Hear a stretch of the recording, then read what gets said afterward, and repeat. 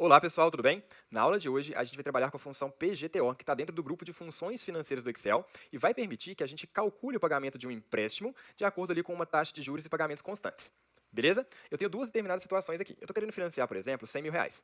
E eu consegui uma proposta na financeira XPTO de 1,11% ao mês, a taxa de juros, e um número de parcelas de 55 parcelas.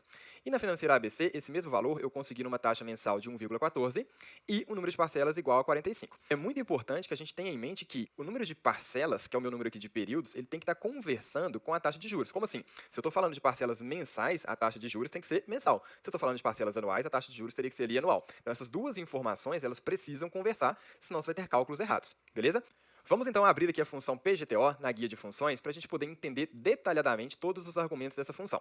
Eu coloquei aqui embaixo a descrição de cada um desses argumentos e lembra que o que está de negrito aqui, taxa, NPR e VP, são argumentos obrigatórios. O que não está de negrito são argumentos opcionais. Mas vamos entender cada um deles e, entendendo cada um desses argumentos, fica muito fácil utilizar a função. A primeira coisa que ele nos pede é a taxa de juros. E aqui, o que eu falei com vocês já está conversando. A taxa de juros está mensal e o número de parcelas também está mensal. Então, taxa de juros, cliquei aqui no 1,11. Beleza, está aqui na célula C6.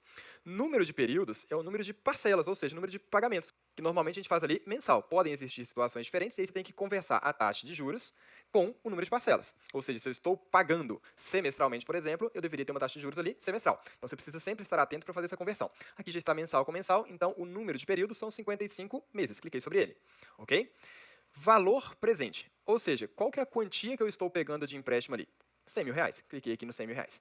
E aí eu tenho dois outros argumentos que eles são ali opcionais. O primeiro deles é valor futuro, que é o saldo que eu quero obter ao final do meu pagamento do empréstimo. O saldo que vai ficar vai ser um saldo zerado. Eu vou ter pago todo o meu empréstimo. Então aqui eu vou colocar zero. Se eu não colocar nada, o Excel já entende também que aquilo ali é zero. Tá? Ao final você vai ter ali R$ 0 de dívida. E eu tenho aqui também o tipo. O que é o tipo? É para eu informar para o Excel se eu vou pagar no começo do período ou no final do período. Como assim no começo e no final?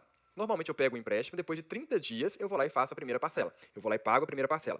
Se eu estou pagando no final do período, esse argumento aqui é zero. É a grande maioria dos casos que a gente tem. Se você estiver pagando no começo do período, ou seja, a primeira parcela antes de dar os 30 dias, né, fiz o empréstimo, já paguei a primeira parcela, seria aqui 1, mas quase nenhuma situação. Aqui no Brasil a gente tem esse tipo de pagamento no começo do período, né? Então eu vou indicar aqui zero. E se eu não tivesse indicado nada também, por padrão, ele já entende que o pagamento é no final do período. Então, para a gente ficar com isso aqui claramente, olha, pagamento ao final do período, zero. Beleza. Vamos dar OK e ele já me traz o resultado. Ele já está me falando que eu vou ter que pagar R$ 2.439,07 para poder pagar completamente esse empréstimo de R$ 100.000 nessa taxa de juros de 1,11 com esse número de parcelas igual a 55. Essas funções financeiras do Excel, elas trazem esse resultado quase sempre com números negativos. É como se você estivesse ali debitando aquele valor do valor presente, né, do valor inicial que você tinha. Se você não quiser apresentar essa informação com números negativos, o que você pode fazer? Na sua função PGTO, você coloca o menos antes do PGTO, que aí ele já vai inverter o sinal e fica ali normal, positivo, sem colocar o número negativo. Fica como critério opcional. Ok?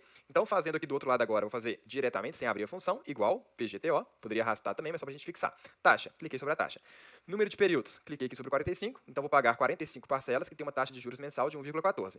O meu valor presente, que é o valor inicial, cliquei no 100.000. Poderia já fechar a função aqui, porque os outros dois argumentos, né, o valor futuro é zero e o pagamento também indica a opção zero, que significa ao final do período, e já são as opções padrões, então se eu fechar aqui já consigo executar corretamente. Vou colocar o menos aqui antes do PGTO para ficar ali com os dois positivos. Beleza. Quero agora descobrir o valor total pago. Muito simples, né? Vou te multiplicar o pagamento mensal pelo número de parcelas. Beleza, arrastei aqui. E como que eu descubro aqui os juros que eu paguei, os juros que foram acumulados ao longo deste período? Eu vou subtrair o total pago pelo valor principal. Prontinho. Agora eu consigo comparar ali as duas propostas e decidir qual que era melhor. Se eu quero pagar menos juros, por exemplo, eu vou para a financeira ABC. Mas pode ser também que eu não consiga pagar um valor mensal maior do que R$ 2.500. Aí eu teria que vir para XPTO. Então depende aí da análise de cada um.